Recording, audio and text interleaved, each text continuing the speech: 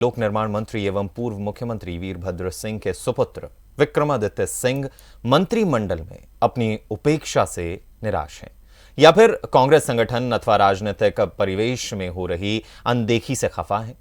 उनके तेवरों से तो ऐसा ही कुछ दिखता है।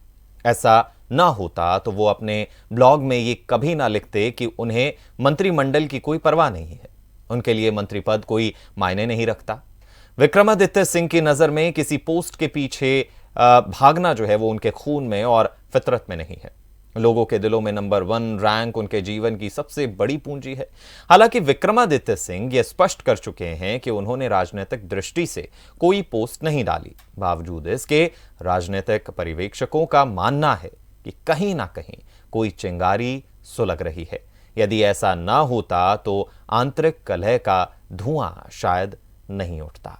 एक बहुत बड़ा मुद्दा, क्योंकि विक्रमादित्य सिंह की नाराजगी जो है वो कहीं ना कहीं उनके ब्लॉग्स के थ्रू, उनकी पोस्ट के थ्रू जो है वो जाहिर होती है। वहीं दूसरी ओर उनका कहना है कि कोई भी पोस्ट उन्होंने राजनीतिक दृष्टि से नहीं किया है। अब राजनीतिक जानकार इसके बारे में क्या कहते हैं, उसके लिए हमारे एक्सपर्ट जानकार जो हैं वो स्थानीय संपादक विजयपुरी जी हमारे साथ जुड़ गए हैं।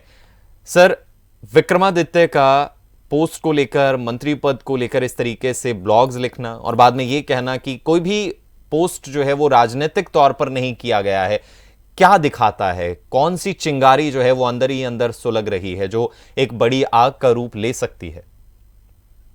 देखिए गौतम, विक्रमादित्य को हम एक साधारण राजनेता के तौर पर नहीं देखते हैं। हमने कभी उनको साधारण राजनेता के तौर पर नहीं देखा है। इसके दो कारण हैं। पहला ये कि बहुत छोटी उम्र में उन्होंने राजनीति को बड़ी भांति समझा है, परखा है, और वो 2 बार विधानसभा में विधायक चुने जा चुके हैं जी। और दूसरा ये कि विक्रमादित्य ने छोटी उम्र में ही अपने पिता से राजनीति के प्रत्येक गुर को सीखा है। अब अगर उनके पिता श्री वीरभद्र सिंह की बात करें, स्वर्गीय वीरभद्र सिंह, तो वो अपने जमाने के सबसे धुरंधर फाइटर रहे हैं। हिमाचल की सत्ता में सबसे अधिक समय तक उन्होंने राज किया है और उस समय राज किया है जब उनके पक्ष में ऐसे कई बड़े नेता नहीं थे जो चाहते थे कि वीरभद्र सिंह मुख्यमंत्री बने, लेकिन वो अपने दम पर, अपने विधायकों के बलबूते पर विधायक बने। इसलिए हॉली लॉज को आज भी विधायकों की शरण स्थली के रूप में देखा जाता है। विक्रमादित्य, वीरभद्र सिंह चाहे अब इस दुनिया में नहीं रहे, उनकी पत्नी आज प्रदेश कांग्रेस अध्यक्ष है, श्रीमती प्रतिभा सिंह। विक्रमादित्य खुद लोक निर्माण मंत्री है। आज भी हॉली लॉज जो है वो राजनीति का गढ़ बना रहता है। कहीं ना कहीं कुछ ऐसा हुआ है जिसको लेकर हम ये कह सकते हैं कि विक्रमादित्य सिंह को कहीं थोड़ा आहत हुए हैं। यदि वो आहत हुए हैं तो उन परिस्थितियों में विक्रमादित्य सिंह जो है उन्होंने अपनी पोस्ट के माध्यम से अपना दर्द जो है वो बयान किया है और यह भी संकेत दिया है कि वो किसी भी स्थिति में झुकने वाले नहीं है। उनके लिए पद अहम नहीं है, उनके लिए अपने लोग शीर्ष है, और यदि उनके लोगों का अपमान होता है तो वो किसी भी इस तरीके से उसको बर्दाश्त नहीं करेंगे। शायद ऐसे संकेत विक्रमादित्य सिंह ने दिए हैं। जी गौतम। तो सर, क्या एक जो कांग्रेस शुरू से, इलेक्शन से पहले से कहती आ रही है कि कोई गुटबाजी नहीं है, हम सब एक हैं, एकजुट हैं, लेकिन कहीं ना कहीं कोई प्रेस कॉन्फ्रेंस ऐसी होती है जहां पर हल्की सी ही सही लेकिन एक झलक दिखती है कि कहीं ना कहीं तो मतभेद हैं, कुछ ना कुछ तो गड़बड़ है, चाहे वो प्रतिभा सिंह जी और सुखू के बीच की बात हो, विक्रमादित्य के पोस्ट्स हों। क्या लगता है कि क्या वाकई जो नेताओं की जबान से निकलता है कि कोई गुटबाजी नहीं है, सब कुछ ठीक चल रहा है, सब संगठित हैं, या फिर कुछ गड़बड़ है अंदर? देखिए गौतम, सबसे पहले तो ये स्पष्ट करना चाहूंगा कि छुटपुट राजनीति में छुटपुट मतभेद होते रहते हैं जी।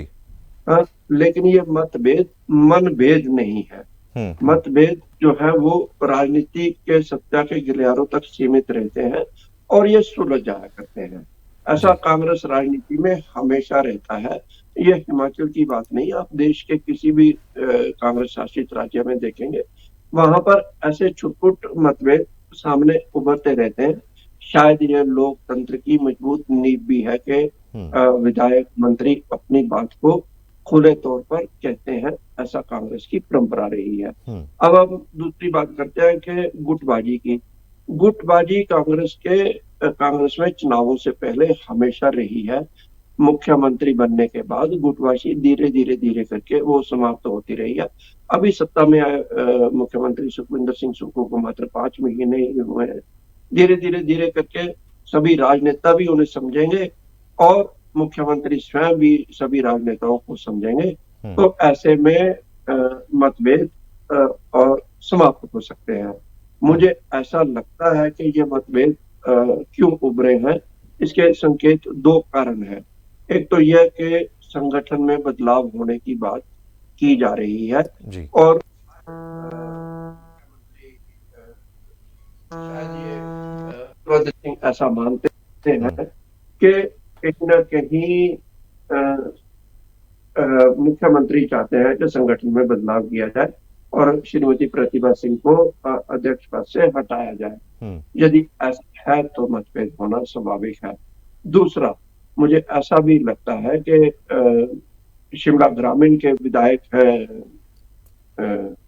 विक्रमादित्य सिंह, तो उनका ये मानना है कि शिमला ग्रामीण और शिमला प्रॉपर और कसुम्पटी विधानसभा क्षेत्र, ये शिमला के विधायकों का मिला जुला खेल है और यहाँ जो भी नगर निगम का महापौर और उप महापौर चुना जाए उसमें उनकी सहमति ली जाए और उसके बाद ही महापौर का और उप महापौर की घोषणा की जाए।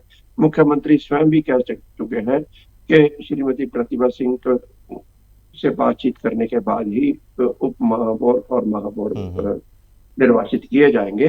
तो हो सकता है कि अंदर खाते कहीं ना कहीं विक्रमादित्य सिंह को लग रहा हो कि महापौर और उप महापौर की नियुक्ति को लेकर उनकी अनदेखी की गई है।